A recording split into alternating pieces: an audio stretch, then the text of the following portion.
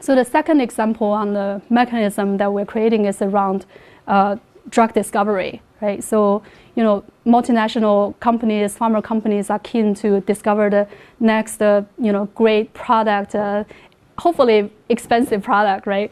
So a lot of the drug innovation energy and talents are actually focusing on that.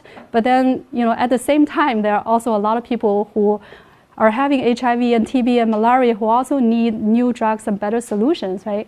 So foundation wants to see what's the incentive, what's the mechanism that can be created to actually motivate the best talents to actually invest in those disease areas. So one of the things that we have done for the past 10 years is a program what we call the global Grand Challenge. It's called Grand Challenges. So the Grand Challenges is really an invitation of proposals from scientists to solve some of the most challenging global health and development issues. And then we did that together with the one of the largest science and technology funders in China about 2 years ago.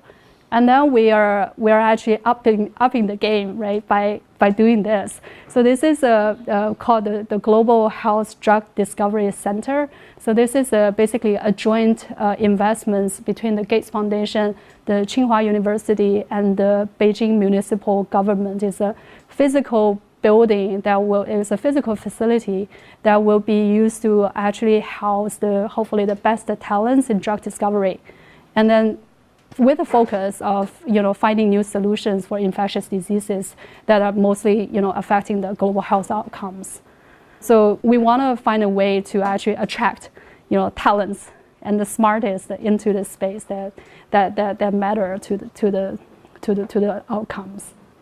And a third example in terms of creating a mechanism is this joint fund that we're going to launch together with the China-Africa Development Fund. So this is a joint venture social, you can call it impact investment funds that will be focused on investing China-Africa agriculture, healthcare deals going forward.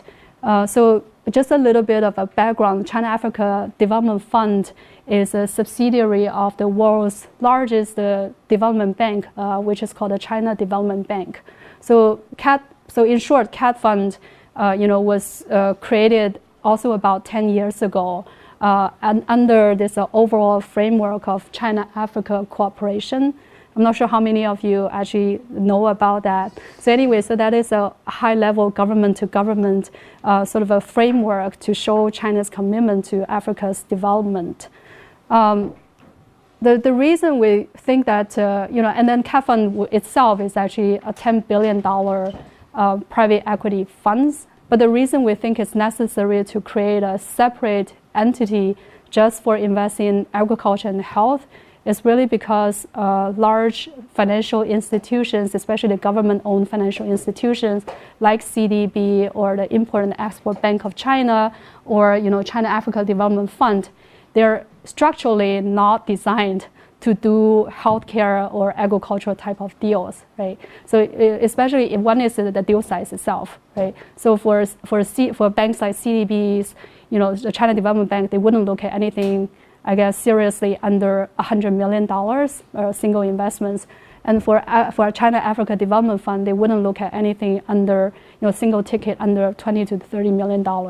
But if you look at where the investments are needed in space of agriculture and health, typically the deal sizes are much smaller.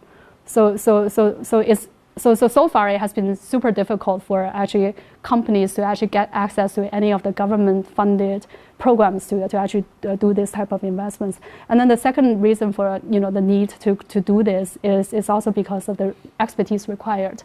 And then also because if you want to do agriculture, if you want to do healthcare, China-Africa has to be linked with the rest of the stakeholders in Africa because it's much more complicated than just putting up an infrastructure project or doing a simple shoemaking or a clothes making factory in Africa. So anyway, so we're creating this new funding mechanism. So hopefully, to showcase, right, how Chinese state-owned enterprise capital, American philanthropy capital, then plus the companies that will invest, and the private sector capital can all come together to make investments that have both, social impact as well as, business, as well as making business sense.